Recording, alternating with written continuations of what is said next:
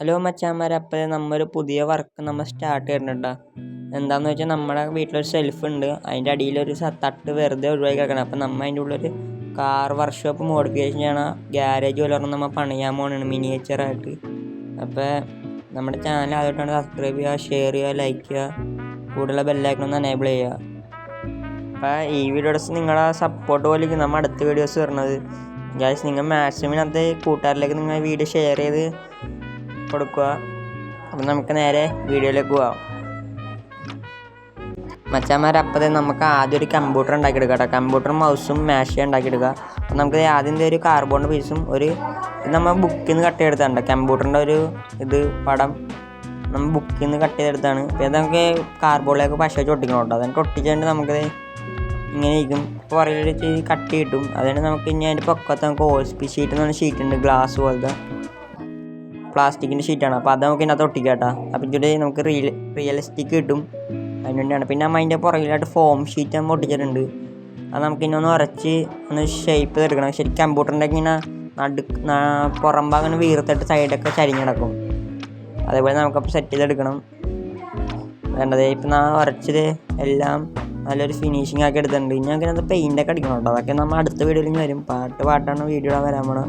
നമ്മൾ സ്റ്റാൻഡൊക്കെ സെറ്റ് ചെയ്തിട്ടുണ്ട്.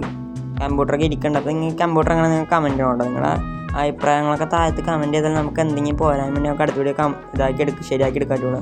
അപ്പോൾ ഇതാണ് നമ്മുടെ കമ്പ്യൂട്ടറിൻ്റെ മൗസ് നമ്മൾ സെറ്റ് ചെയ്തേക്കണം. അതൊരു ഫോം ഷീറ്റ് തന്നെ നമ്മൾ സെറ്റ് ചെയ്തെടുക്കണം. പിന്നെ നമ്മുടെ മേശ സെറ്റ് എടുത്തത്. മേശയൊക്കെ സെറ്റ് ചെയ്യാൻ നിങ്ങൾക്കറിയാം. ഒരു വെറുതെ ഒരു പെട്ടി പോലെ ഷീറ്റ് കട്ട് ചെയ്തിട്ട് 4 കാല് വെച്ച് തന്നെ മേശയായി. അതേപോലെ നിങ്ങൾക്ക് ചെയ്യാം.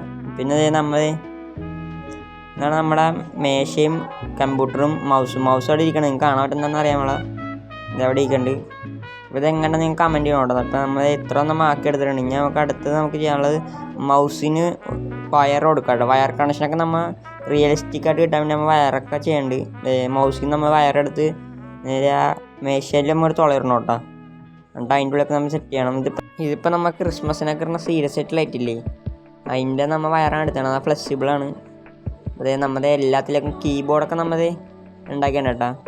നമ്മൾ ലാപ്ടോപ്പിൽ നിന്നും വയർ കണക്ഷൻ കൊടുത്തിട്ടുണ്ട്. നേരെ കീബോർഡിൽ നിന്നും മൗസിൽ നിന്നും വയർ കണക്ഷൻ. ഇച്ചിരി നമ്മൾ വെറുതെ വെച്ചാണ് കേട്ടത്, വർക്കിംഗ് ഒന്നുമല്ല. അപ്പോൾ നമ്മൾ വെറുതെ വെച്ചാണ് ഷോയ്ക്ക് വേണ്ടി. നമ്മൾ ചെയർ ഉണ്ടാക്കിയാണ് കേട്ടോ.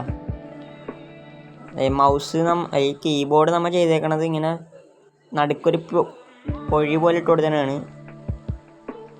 പെയിൻ്റൊക്കെ അടിക്കുക. ഇതാണ് നമ്മുടെ ചെയറൊക്കെ നിങ്ങൾക്ക് നോക്കിയാൽ ഉണ്ടാക്കാൻ പറ്റും. വെറുതെ ഒന്ന് നോക്കിയാൽ നമുക്കിപ്പോൾ മേശ പോലെ തന്നെ നമുക്ക് ഉണ്ടാക്കാൻ വേണ്ട സാധനമാണ്.